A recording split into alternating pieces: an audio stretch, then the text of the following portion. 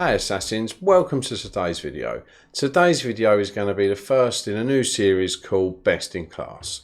Now, I've had subscribers for either in my Discord or in the comment section asked me to do these videos, basically reviewing each class, giving a little overview of each hero and basically who I'd think is the best. Now, I've chosen Assassin's class, why not? It's got some of the most iconic heroes in the game in it. It's got Ezio, it's got Altair, so great class to start with. And I have done videos, individual videos, on all of these heroes except for Matteo, Magadalia and Sayid. So I'll link them in the description below so you can check them out if you want to. So you can have a look at basically the hero in action. So yeah, let's jump into it. But don't forget, before I jump into this, road to 1,000 subscribers. Make sure that if you are new, hit that subscribe button and drop a like on the video as well. It helps support the channel. Right, so let's get into it. Matteo, he's your common hero. Get him early on in the game. He'll get you through Region 1. That's roughly about it, really. You probably wouldn't want to invest too much more into him. Magadalia, not a bad rare hero. You can get her early on as well. Cool little ability where she can poison people. On her attacks, not bad lethal toxicity, not great for getting around the map. So she's all right, but not that great. She'll probably see you through Region 2, but I probably wouldn't invest in her too much past that. Now, Sayid is a different story. I love Sayid. He wields a spear, so he's a little bit different to obviously the hidden blades.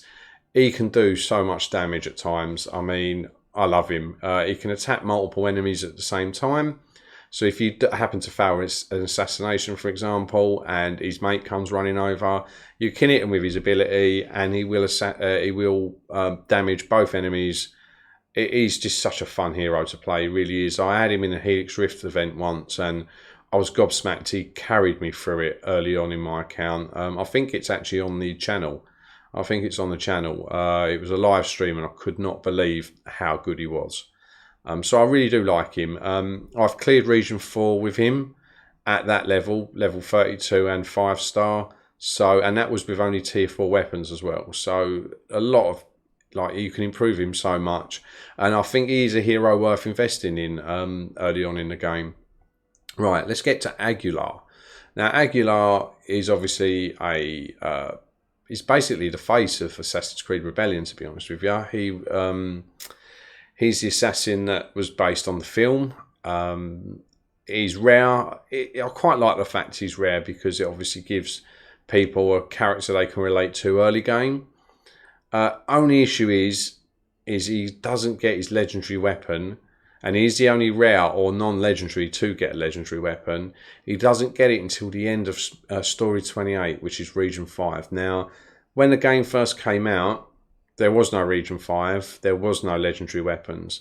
But it would have been nice to see this drop a little bit earlier than the end of Region 5, because by then, you're not really going to use him. Unless you're forced to take him into a Helix Rift event where, you need 2 of the blue heroes and you've only got 1 legendary that's blue, the rest are either green or pink, and then your next choice is Aguilar. That's the only time you'll take him in. But he'll do a job for you. He's got a throwing knife ability. Obviously, with the weapon, does a lot of damage. He can strike twice as well. He's got that ability. Very nice ability. And he's just a good, well-rounded hero. He's got the free runner ability. He can assassinate. He's just an all-round very, very, very good hero. He will obviously get you through quite a lot of content, even without his legendary weapon. Even with a tier 4 weapon, he'll do bits for you, especially in Region 4. It's a very good hero and worth investing in. Right, the only epic assassin we have in this category, and that is Luciano. Now, Luciano, I love him. I really, really do. Very fun to play. Very handy in the HQ as well. If anybody doesn't know about the Luciano HQ trick, where you can train people for only 100 coins, check that out. But in combat, he is awesome. If he crits, he poisons the enemy. His lethal toxicity gives him increased attack for, I think it's 5 ticks. And he's just so fun to play. He's got an amazing stun. The stun initially, the first hit doesn't do that much damage. But you basically stun them for, I think it's 8 ticks. So you can just get so much damage off on them before they even get a chance to move. Very good hero. Free runner ability, assassination as well, can assassinate from concealed locations. So a very, very good epic hero, very worth investing in. So yeah, thumbs up for Luciano. Right, Najma. On paper, she looks brilliant, but in reality, she's not. Very noodleish, doesn't hit that hard, very poor like health and defense. She can't really take much of a hit. She can lockpick, she can disarm trap, she can assassinate. She's got a passive where if she crits, she'll poison them, but she's also got a bleed ability as well. So if you hit that bleed ability and it poisons and it crits, you poison them as well. So on paper, she should do so much damage, but in reality, it just doesn't happen. Her checks aren't the best. I mean, her navigation isn't great for getting around the map. Her stealth, yeah, so when it comes to like assassinating from secluded locations, it's not the best. But she's got so much potential. She really has, but she just doesn't translate onto paper how she does in-game, which is a bit of a shame. Ishak, well, what can I say about Ishak? Just got his new legendary weapon. Before that, he was absolutely dreadful. Not dreadful, he had potential, but he's an assassin that's built very different. And I don't think the designers knew how to build him either. He's a kind of a cross between a DPS hero and an assassin. He hasn't got any T5 armor, unfortunately, so that does limit him a little bit, which is a shame because I think with the armor, he'd be an absolute beast. But because he has heavy armor, there's no armor for him. Obviously, his agility suffers because he can't get around the map because of obviously the heavy armor. Lethalticity, not too bad, but then again, because there's no gear for him that kind of benefits him in that way, his lethalticity takes a drop, especially the end-game content.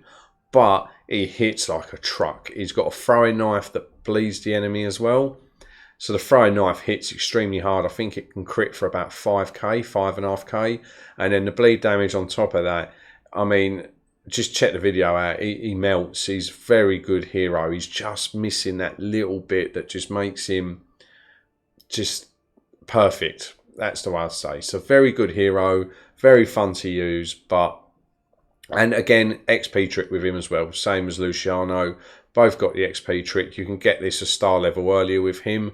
So he's very useful in HQ as well. I love him. Think he looks absolutely amazing as well. But I just wish that they'd just sort his gear out. Once they sort that out, he's going to be a very, very, very good hero. Right, now to the boy himself, Ezio. Very, very good hero. Very good hero. He's only outclassed by, I'd probably say one other in here. Maybe a bit controversial saying that. But yeah, he's only outclassed by one other hero. He hits like a truck. He can take a nice bit of damage. He's got a bit of a dodge.